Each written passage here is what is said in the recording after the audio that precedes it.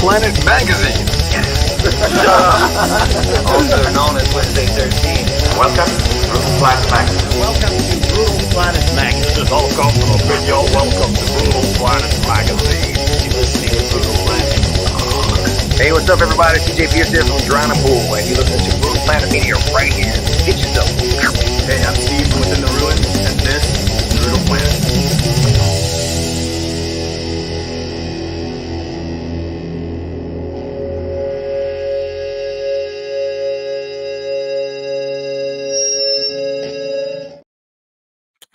Greetings and salutations, Brutal Planet. We are going to have Nick from Job for a Cowboy here shortly.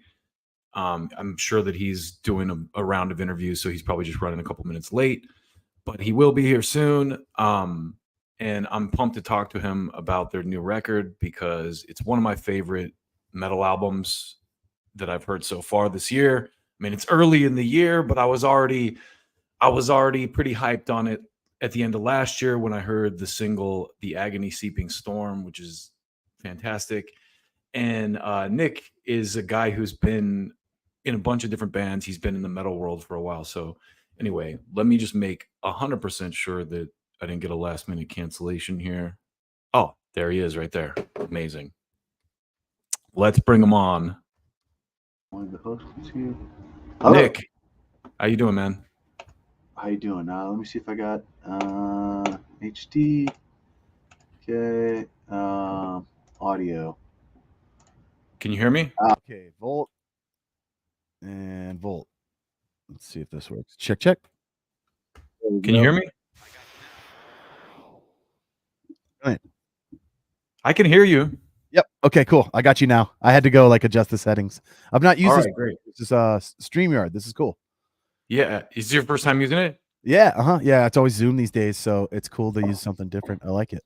Thank you, man. So the thing that's cool about StreamYard for us is we can pipe it to a bunch of different places. So we have we're live on Facebook, we're live on YouTube, and we're live on Rumble. Oh, cool. Sweet, dude. That's rad. Yeah, I think I used something similar. I think it was called like Uber Duck or something like that. It's funny. I see the little duck up in the thing. I wonder if they bought Uber Duck. I wonder if they just they rebranded. They could have been. Just like they rebranded or someone bought them out or something. Yeah, it's a great software. I was doing a little bit of streaming, during the lockdown days and stuff, and that Uber Duck was the only thing I found. I'm like, how can I, get on multiple? It's like you got to build on this platform, and that was the one thing that I found that I'm like, oh, you just get this thing, get a stream key, put that in all the other stuff, and then you're accessing all of your followers at one time. So that's cool. Because we have a pretty big following on Facebook, but we just hit 1,000 on YouTube last year. So cool, right on. That's killer, man. dude. Thank you for taking the time today. Yeah, thank you, man. Sorry I was a tiny bit late. 30 minutes is tough to get up, to get through. I end up getting a little chatty, and so I'm sure some answers I need to not go into my full diatribe on, because otherwise then he's like, oh shit, I still have 6 questions left. I'm like, oh sorry, I got to go to the next one. Yeah, no, I appreciate that, man. That's I usually run a countdown clock, and a lot of times I'll wait till the guest gets here before I click live. But today I talked to Liz yesterday. I made sure I confirmed everything. So I was like, he's going to be here. So I went live, and I was actually saying that. I'm like, I'm sure he's just running late on another interview or something. Yeah. Thank you guys. I'm sorry. Yeah. So let's talk about the band. First of all, how do you pronounce your last name? So if you do your shin and you're jealous, you're jealous of your shin. Schendzielos. Yeah. The D and the Z, you pronounce like a J. I'm sure it's probably, it's the etymology goes back to it looks like it's half German, half Greek. Sure. But my brother did the DNA thing, and it's such a mess, just Euro mutt. So I'm sure it's more Schendzielos, but we've always said Schendzielos in the family. So we're all mutts in America. Yeah, exactly. I'm fine. I'm cool with it, man. I'm human. That's what. Well, so let's start with your trajectory, man, because I did some homework on you, and I realized you were in Cephalic Carnage for a while. Oh yeah, still in.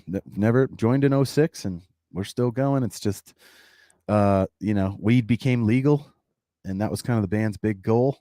So after that, it was kind of like, shit, what do we do now?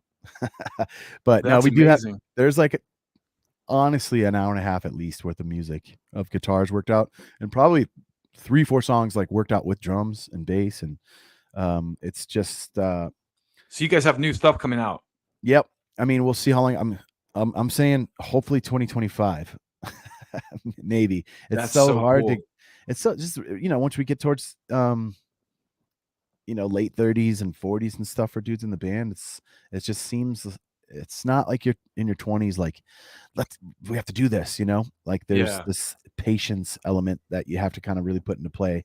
But shit, I mean, JFAC 10 years since the last record. First of all, it could be 14 if we were to put a record out this year. So it's like we're on the Tool timeline. Yeah, honestly, man, I love the new stuff. As soon as I heard the Agony Seeping Storm, I was like, oh wow, these guys are back in a big way. And I've been a fan since the Ruination era. Yeah. But this new stuff too the bass is so much more present. It's almost proggy sounding. Yes. Yep. There's definitely strong prog element in there now, man. And we like carrying on the sort of the path that we went down for Sun Eater. And so we knew that we wanted to make this was going to be a sister record, and that we wanted it to be a sequel, but like hopefully more expansive, like take what we were doing on Sun Eater and push it further. So we kept as much of the process the same as we could, including going back to Jason, Sukov. You pretty much using the same instruments, and like we're referencing Sun Eater the whole time, like in the mix process, but in the writing process, and being like, are we in that realm? Are we, it's hard when that much time goes by. Because if you're in the flow of it, you're like, okay, next you're right back in the album writing cycle, a year and a half after you did the previous one. But it's like when you're 7 years out from that process, to put yourself in that space was kind of interesting. So we really kind of let Tony do his thing with the writing and writing on the songs initially, and then he would send them over, and then we would make notes. Hey, can you move, what if we move this riff here, or speed the whole song up 10 beats per minute? We kind of take turn programming drums to just kind of see if it would change the feel of stuff. So but thank you. I mean, we're pretty blown away by the response so far, and you never know when that much time goes by if people are going to be down to hang with you still. I just realized the connection between Sun Eater and Moon Healer too. I didn't even make that connection in my brain until you said that. Yeah, two same story, same character, and it just like Moon Healer's just that further trajectory of this person's kind of crazy life thing that they're going through, and so thematically, conceptually, lyrically, it's all the same world. We'll see if, because there's already stuff like floating around for another record. Oh wow. Yeah, and so musically, stylistically, we're gonna go that same route and push it even further, probably even get even weirder, probably even proggier. But whether or not we like continue on, because the story like is complete of this character, I mean, or you could, it's up to interpretation. It could not be complete, and we could open it back up and make a third one. But I don't know. I think it's like, it would be like a third part to Yin and Yang. It'd be like, it's just Yin and Yang, man. Sun and Moon, we're good. When you guys write, do you guys sit together and conceptualize this stuff, or like trade pieces like via the internet, or like workshop it that way? How do you guys put this stuff together? Is it like a group effort, or does someone just come with a song idea and go like, this is what we're going to do, and then you workshop it from there? Yeah, kind of. Tony pretty much has like, it used to be kind of riff piles, and then him and Al would kind of put it together. But now that everybody's so far apart, Tony's in Ireland, and he's a doctor, and so oh wow, it's a crazy life, and so he kind of he'll send over like big full chunks of music, so we might be like, hey, this needs a end, we needed a riff for the end or something, or we need to move stuff around. So it's pretty much it's all done via email, like, or Dropbox, whatever you use. And like, so he'll send something over, and then we make notes on it, and either add something to it ourselves, or program drums ourselves, or ask him to be like, hey, can you change this riff up or do whatever. So that's kind of the process, you know. Yeah. And So then conceptually, Johnny and I toss ideas back and forth all the time. We're always talking, always texting, and I've read a lot of crazy books on this whole kind of, you know, psychedelic research and crazy kind of esoteric knowledge.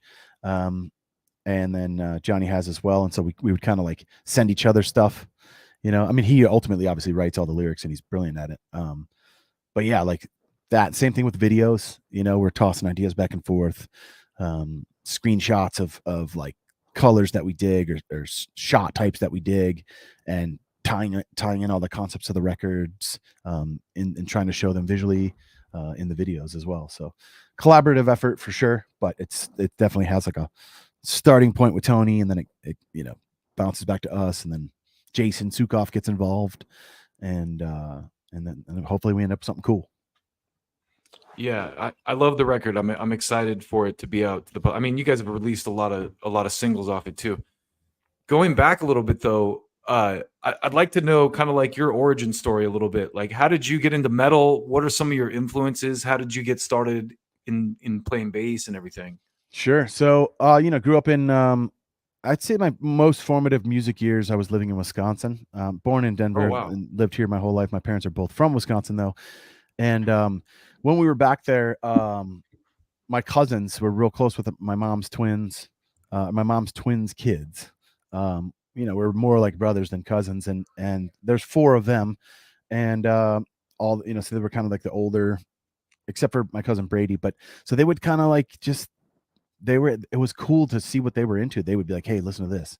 Hey, check this out. So that's where, you know, really kind of found the grunge stuff was kind of happening right then when I was like, you know, 8, 9, 10 years old. So, you know, Nirvana coming out with Smells Like Teen Spirit on MTV, and then we got into Stone Temple Pilots and Alice in Chains and that kind of stuff. But you know, it didn't take long to find Metallica, and then Metallica was really what kind of kicked the door open for metal. And then from there it was like Pantera. So Brian was the first guitar person in the family to get a guitar, and they had this big like shed. They called it the shop, and just big kind of giant open room on their farm. And so there was just drum kit there and a fucking Marshall half stack, and we would just go, and it was the coolest thing in the world to see them, you know. Oh, they're starting a band. It was called Casey at that point had been playing guitar, the one younger brother, and he had a band called Hydrant. And it was just like at 10 years old, you're like, this is cool. Guitar's the coolest shit in the world. So then I played guitar, got one in 5th grade, and I just kind of sucked. I was not very good. I don't know why. If it was just like, it was probably just the time thing. I was just not putting in the amount of practice you need to get good at it. So it was just like, you know, Nirvana riffs and fucking intro to Enter Sandman, you know, 150 times. I'm sure the neighbors. That's what I started with. Yeah, sure, they're very stoked. But it wasn't until so I started a band. I moved back to Colorado, and I was going to be a pro snowboarder. That's what I wanted to do. So I moved up to the mountain at Breckenridge, and my drummer buddy from 3rd grade, I got evicted out of the house that we were in because the alcoholic roommate got put in charge of rent. So that didn't work out. And rather than staying up there and like kind of continuing to do the snowboarding thing, my drummer was like, dude, let's fucking start a band. And so we started playing. I was going to do guitars and vocals. Could never find a bass player. And so one day, you know, we had gotten into Slipknot back then, and one day he is like, yo, check out this new record he just picked up. It was Mudvayne LD50. And we just got super baked or something, and we were driving listening to it, and it was just mind-blowingly just changed, you know, my perception of the instrument for sure. It always grew up on loving guys like Flea and Claypool and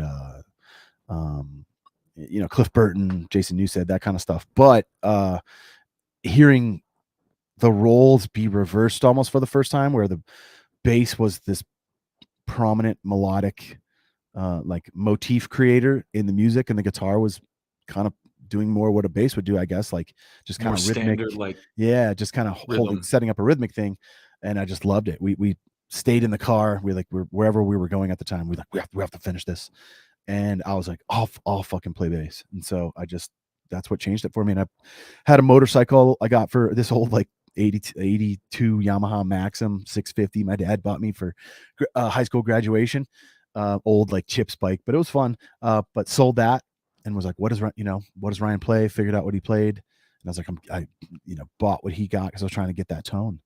And so that's what and then it was crazy. It was like, it just maybe because I was in love with it, and maybe it was just that time in my life or something.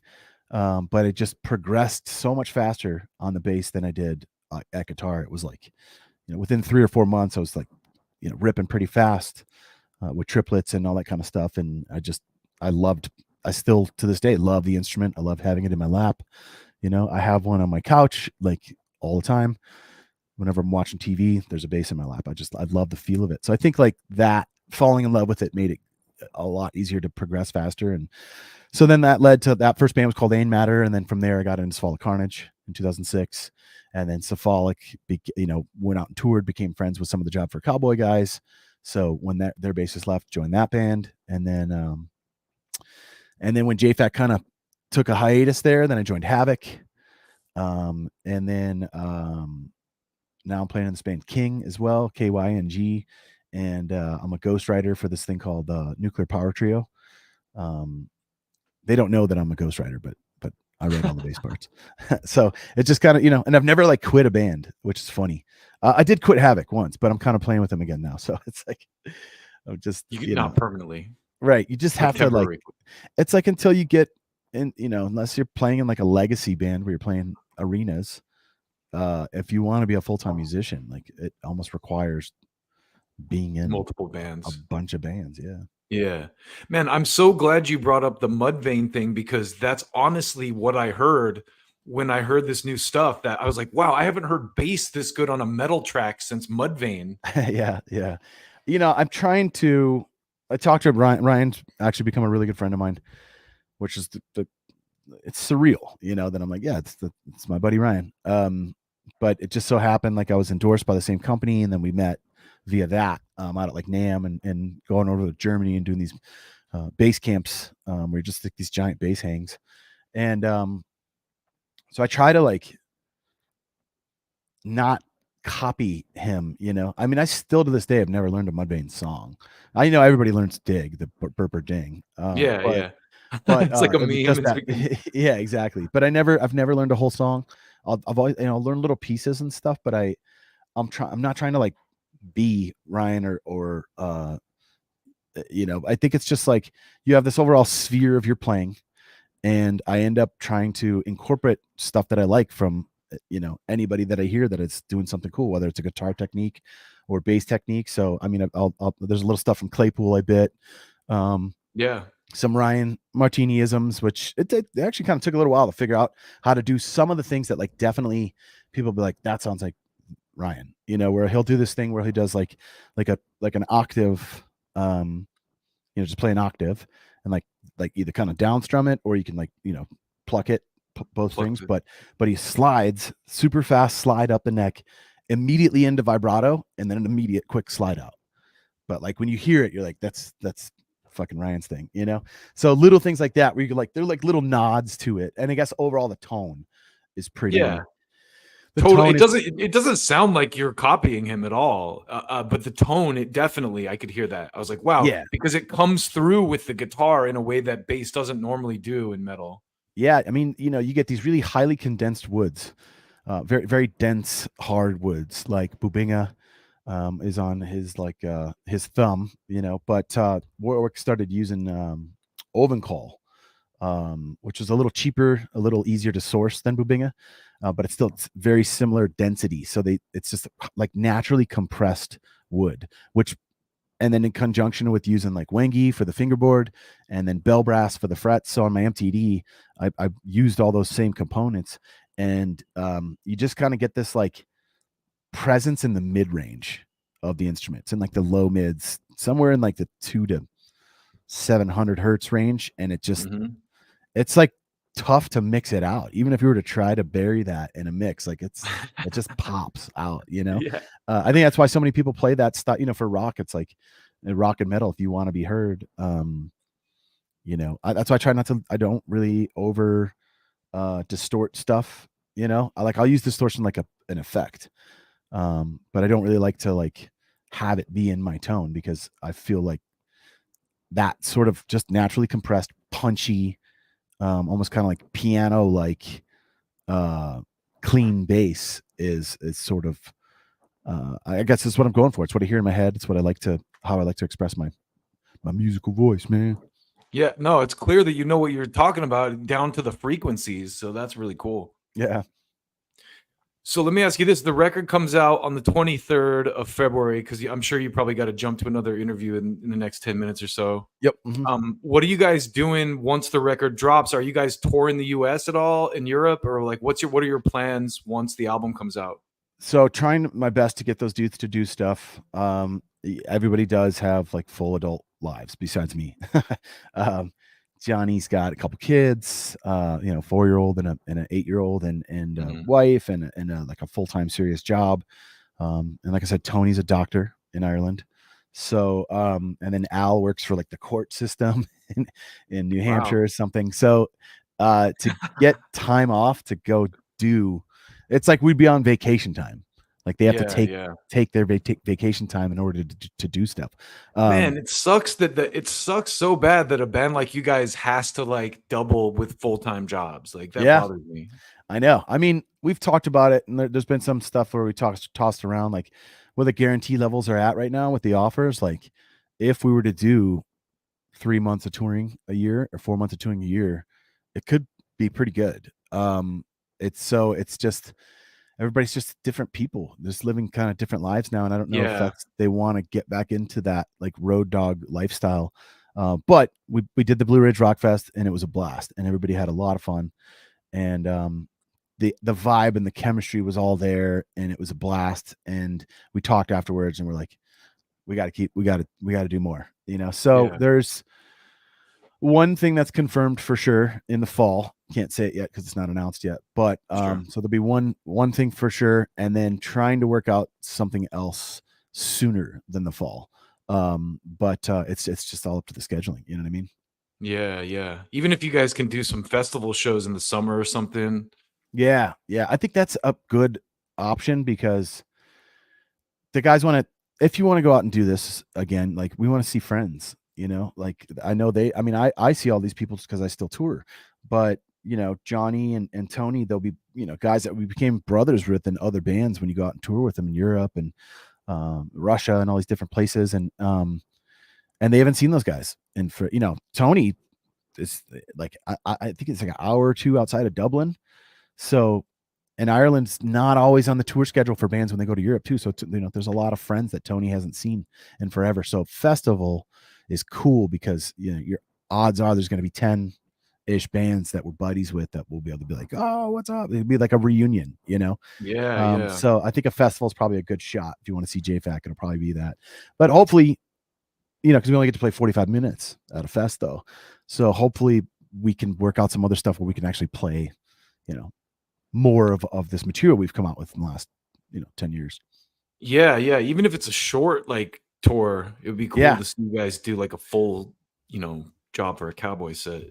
Yeah, exactly. I think, maybe it'll be like we hit the big cities or something, like in New York, LA, Denver, something like that to start, and maybe once the whistles are wet, the guys will be into, that's my plan, is to get them, see how fun it is, and just how good it feels to play on stage and express all this stuff live and get that energy and feedback and from the fans, and hopefully they get hooked on it again. That's my plan. It's tough when you got young kids to get into I'm sure to get into like a touring mindset. It can be tricky, but at the same time, absence makes the heart grow fonder, so true. If you really want to love those kids, you got to leave them. Yeah. I'm just kidding. That's plus, I mean, people want to hear your music, man. Like it's like that's got to be rewarding to know that there's fans out there that want to see you guys play this stuff too. Oh yeah. And like they don't really, the songs, they almost like don't fully come alive until you play them live, like to see how it carries in a room, how people respond to it, choosing which songs out of the, I would like, we picked Agony Seeping Storm to play live at Blue Ridge, but it might be one of those deals where you play 4 or 5 of the songs at different times and you're like, this one kind of doesn't connect live as well as this one. And to get to like just experiment and do that stuff, I think I think the music is like is cool enough to warrant like showing it to people in a live format. So fingers crossed we can get out there and play that shit for folks. Since it's a concept too, it'd even be cool to see you guys play the whole record. Yes, that's actually a big thing of mine. I would let my dream set thing with JFAC would be to do a Sun Eater, Moon Healer in their entirety, be like an hour and 20 minutes, not super brutal 2-hour set, but Sun Eater's like 40 something minutes and Moon Healer's only like 38 minutes. So I think it'd be awesome to be able to play them both. I submit those type of ideas, they get shot down pretty quick, but you never know. I mean, even if you guys did it in like New York, LA, and like Miami or something, or Seattle, like dude, like 3 off, like that would be like a banner show. You could get a killer opener and just do like a 2-hour set with the intermission. I would be all over that. That does sound awesome, dude. I like it, man. Yeah. Hell we got a couple more minutes, man. Yeah, for sure. Do you have anything else you want to say, or is there anything else that you're pushing aside from JFAC stuff? I have something that's going to be coming out pretty soon. Just kind of, we'll be putting it out on the JFAC socials, and my own, at Nick Shins. But I can't say what it is yet, but I have this cool thing I've been working on for almost a couple years, that we're going to drop like a couple days after the record drops. But for the most part, I just want to say thanks to everybody for still being interested in what we do. And we put such a high amount of work went into this. Like, I can't tell you how many times I've listened to this record, like with a fine tooth listening comb at night, like, oh, okay, last mix, any changes that you want, you got to do it right now, like, so in the morning, send your notes for any last little changes that you want. And then I listen super intently 2 times through different headphones. And then in the morning, send my notes over. So then the notes get made. And then, well, maybe we should just drop that frequency across the whole spectrum for that particular instrument. Right. And so then like, okay, then we make that little change. Now print the record again, digitally, obviously, send it back. Okay. Now tonight, it's the last listen, go through it. Anything you hear, and like that happened like fucking 30 times. I'm like, so like highly detailed listening. And eventually it's just like anything else. Like you just, it's never finished.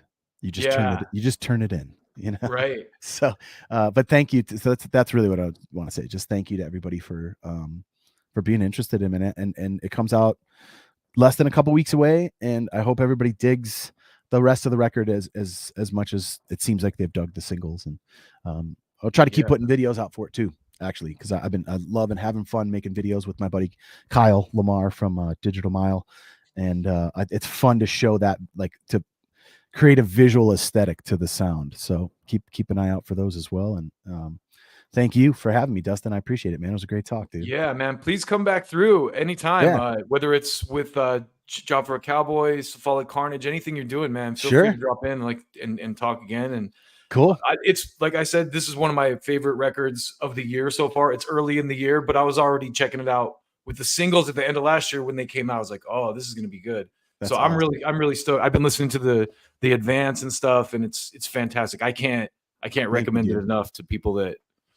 Awesome, man. I seriously appreciate that, dude. Thank you, man. Yeah, I mean, I'll holler at you. Honestly, too, it's heavy and it's got like the bass thing is factors heavily for me because it's unique. It's not like just the same old shit that you hear over and over again, which I love. Thank you, dude.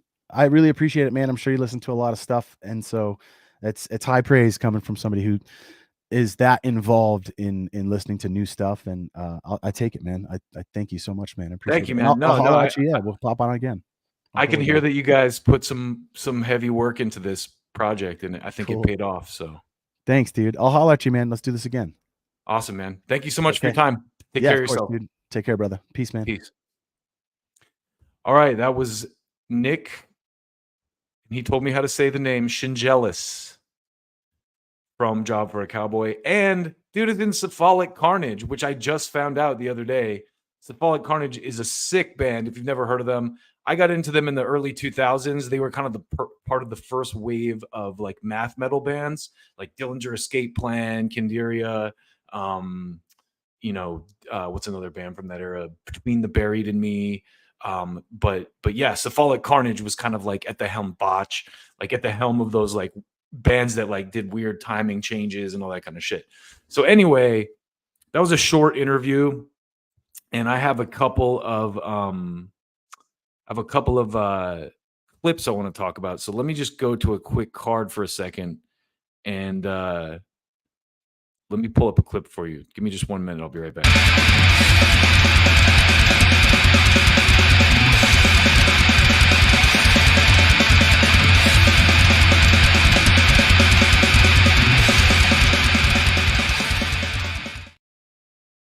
All right. So now that we've kind of ended that segment, I found this interesting piece of tape, as I like to call it, or kind of like just a little informational tidbit, if you will. And it's about death metal. And I'm just gonna show it to you and we'll talk about it. Check this out.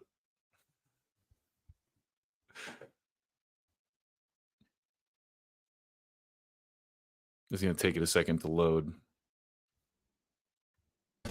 Does this finally settle the debate over death metal? A new study out of Australia finds that listening to death metal music does not desensitize you to violence, as everybody used to say. Actually, it inspires joy. Researchers had fans and... Do you hear that? Death metal inspires joy. So this is, to set this up a little bit, this is about 2 years old. This is from a couple years ago. It's from Greg Gutfeld's show. And I didn't know this, but Greg Gutfeld, and I'm not a big Fox News viewer. I happen to find this searching through like metal clips. But Greg Gutfeld used to be the publisher of Stuff magazine. If you're my age, you probably know about that. It was kind of like Maxim a little bit. But anyway, keep watching. Joy of death metal. Odd fans listen to death metal or pop while looking at disturbing images to see how it affects their sensitivity to violence. Turns out metalheads are just as sensitive to violence as everyone else. In other words, your parents, your principal, and Tipper Gore, they're all wrong and owe you, the metalhead, an apology. In fact, concluded researchers, the dominant emotional response to this music is joy and empowerment. Now, for more on... So if you're a metal person, if you listen to metal and you go to metal shows, you already know this. You know, it's like, of course, that's why we love metal, because it makes us feel good. It makes us feel empowered. It gives us like a shot of energy. I call it audio coffee. I used to get up in the morning and spin like Black Dahlia Murder and just like really fast, heavy shit, Converge, to like start the day, because just that sensory, you know, the speed and the loudness and the tones like woke me up in the morning. This story, we've got Lars von Larsen on the phone. Okay, He's this the is lead kind of singer dumb, of the but... Norwegian death metal band Satan's Groin. So they're Lars, taking the piss, obviously. This is a pretty but... groundbreaking study. What was your reaction when you heard the news?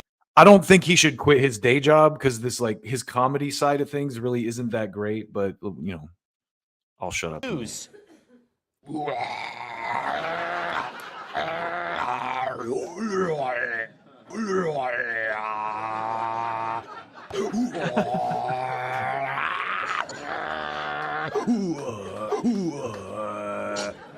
That's great to hear, Lars, but don't you ever worry about your songs inspiring violence?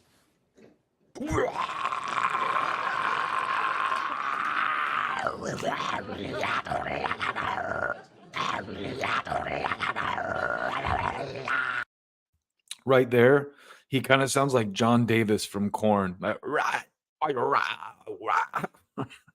not even gonna try to do it, but I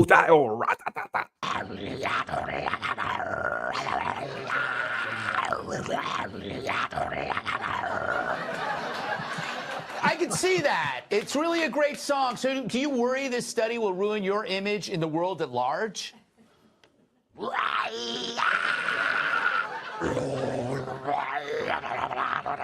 I was thinking about the title of the band that the mock band they made up, Satan's Groin, and I had to wonder if the original title wasn't like Satan's Dick or something like that, and they're just like, we can't say that on TV, so let's just call it Satan's Groin, okay?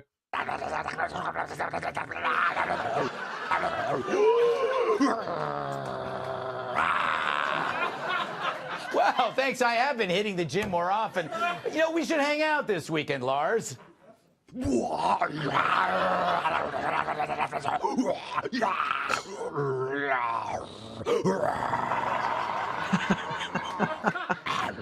Painting our new gazebo.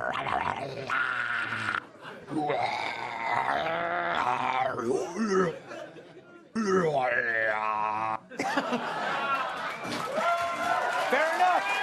Thanks, Lars. Kat, did you ever go through a death metal phase? So when? that's kind of the joke, but now watch the panel because it gets even better. Like some of the stuff they say, and I love this big dude. He's got probably the best commentary of all of them. But anyway, I'll shut up. In high school. Oh. But this doesn't surprise me at all because it's just media, right? Yeah. It's just media. I watch mostly Teen Mom and true crime shows about murder. Yeah. And yet I've never given birth and I've never given death. Is that a thing? Seriously, I also watch a lot of Toddlers and Tiaras, never put a wig on a child, watch a lot of Intervention, have never taken even a single hit of crack, not to brag. Oh, thank God. Played a lot of Mario Kart, still can't drive. If this were true that media really influenced us the way a lot of people like to say it does, I would be like a serial killing, crack smoking lady with 3 kids from 3 different fathers with a passion for children's choreography. So that's a good point because they did this stuff in the 80s with the suicide stuff. You know, when they parents try to sue Ozzy for their kid committing suicide because he had a song called Suicide Solution that when you read the lyrics is clearly about slow suicide with alcohol. Anyway, let's keep going. And my apartment would be littered with dead bodies and children, and it just isn't, Greg. Not to brag again. So I think that people really, they overblow it. They really do. And if you do something messed up and blame it on media, you were probably just messed up to begin with. Morgan? Great point. Agree? Disagree? No, I agree, but why did Lars look like a White Walker from the Game of Thrones? I have no idea. I don't see skin color. That's the issue you had with that? It was just I don't see skin color. And quite the voice. But you know, we're misleading our viewers a little bit. What? Because we didn't say who paid for the study. Who did? The Church of Satan and the Cannabis Institute of America. We tend to leave that stuff out here. So we don't want them to know. Good joke, though. The Church of Satan and the Cannabis Institute of America. 2 of my favorite organizations. I mean, I had to prepare. That was to good. be honest. It's good. Yeah. Angela? Music's affected my life a little bit. You know, I like prog rock, and I subsequently ride a recumbent bicycle. I don't even get That was a good joke. I don't know. But death metal, you know, I think it does make people violent. Like, my neighbor listens to death metal. I'm ready to go over there and kill him every night of the week. Tyrus, thoughts? Man, between dude going to porns with his mama and that, you having a conversation with your creepy, I don't know, man. It's just. Did you see dude going to porns with his mom? That particular media affected me. I thought about walking over there and bopping you on the head. So, death metal's a little too fast for me. You know, I like when I lift weights. Sometimes I like AC/DC and stuff like that. But I never like took a weight and threw it at somebody because of the song. Like I generally had to dislike somebody to put Barley Harmer. Wasn't oh, that's my song. Excuse me while I whoop your ass right quick. So I disagree. I agree with the thing that if you like death metal. Yeah. Do your thing. I mean, no one else is going to do it with you because you're weird as hell. But it's also hard to pick a fight with. Hey, I resent that. The death metal fan, like Greg, try to insult me. Like I'm a death metal fan. Try to insult me. You look like you are dead. I can't hear you. My ears are broken. Anyway, I thought that was an interesting science-backed study that I wanted to share with y'all about death metal. I got one more clip to show you, and then we're going to cut out for the day. But coming up tomorrow, we have Moose from the band Kill the Lights, a great metalcore band. If you've never heard them, interestingly, also a band that's spread out all over the world. Like some of them live in the U.S. and some of them live in the U.K., just like Job for a Cowboy. But check this out. This is real interesting. This is Mark Morton of the legendary metal band Lamb of God talking about the riff. How this song was influenced, and I thought it was pretty cool because he talks about it turned into a fan favorite song, and it's probably one of the easier riffs I've ever been a part of, is the song Descending, which is a Lamb of God song. That's another one that was met with some apprehension by my bandmates, and in the earlier piece we talked about Jesus Christ Pose and how it's got that hypnotic, repetitive kind of thing. And so Descending was actually very deliberately a direct reference, even though the songs don't sound anything alike. In my mind, that was a direct reference to Jesus Christ Pose. The fact, like, can I write a song that's cool and that moves and has dynamic, but never really changes? And that song, if you've never heard it, is why Soundgarden is so legendary. That album, Bad Motorfinger, is like probably one of the top 5 albums of the quote-unquote grunge era anyway, but that song in particular was always one of my favorites, so I thought it was really cool for him to say that the song Descending was completely influenced by that type of, driving riff, basically. Descending does that.